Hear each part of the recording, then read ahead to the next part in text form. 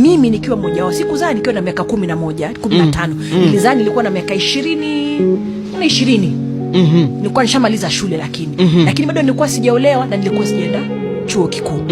Nikashika mimba. Yes. Nilijaribu kuificha ile mimba maana nilikuwa ninaogopa. Hasa nimeenda zangu college nikasema sitaki kwenda college ya kwenda na kurudi. Nikasema mimi nipelekwe college ambapo nitakwenda kulala maana nilikuwa najua nilichokuwa nimekibeba. Madhira yangu kamili ilikuwa ni kumtoa yule mtoto for adoption, ambapo hiyo nalo ni option nyingine ambayo lazima tuelewe kwamba ipo. Kuna mashirika ambayo yanaweza kuchukua mtoto huyo ambaye humtaki, wakamlea wakampeana kwa wengine ambao wanahitaji watoto.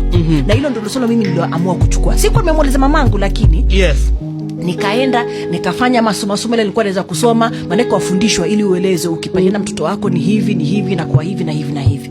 Siku ikifika ya kuzaa utakwenda hospitali, kuna mama ambaye atumanaki huwa wanakupatia paka barua na wanakutuma hospitali wakijua kuna mmoja wao kungwi ambaye atakushughulikia.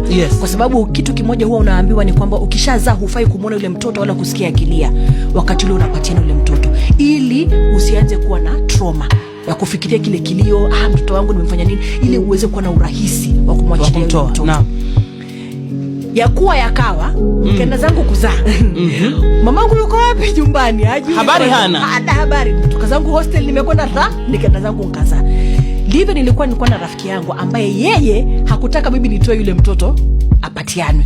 Hasa vile nilivyoenda tu hospitali maana yake nilikuwa maeneo ya nilienda Pumwani, nilikuwa nimeenda kuzalia Pumwani huyo mtoto huyo. Akampigia simu mama, akapiga simu kwa mamangu mdogo mmoja alikuwa afanya kazi Isili, akamwambia tulikuwa tunakwenda kununua nguo Isili, kanzi akaumwa na tumbo akaanguka, tukampeleka Pumwani. Unajua Pumwani ni hospitali ya maternity. Hakuna aliyefikiria mbona alipelekwa Pumwani maternity. Ikawa ni kwamba mamangu naye usiku ule mimi na uchungu wa kuzaa, kitu kikamwambia ingia basi njoo Nairobi. So akafika asubuhi, akampigia dadake simu akamwambia nilikuwa nakwambia ninafika. Amwambia Swaiba, wewe unalo ulijualo? Kanzi alishikwa ugonjwa jana akalazwa Pumwani. Wakajibeba wakaja Pumwani. Wakija Pumwani mimi natoka zangu na kwenda kuoga. Siku hizo watoto walikuwa ibiwa, ukienda hospitali wachukua waweka mtoto kando. Nikiwa naja nimetoka kuoga, nikija nikifika pale mlangoni maana kitanda changu kilikuwa karibu na mlangoni, naangalia hivi naona ule mtu amesimama pale mbona afanana na mamangu lakini. What? Na yule mbona afanana na auntie yangu. Akasema habari ishafika.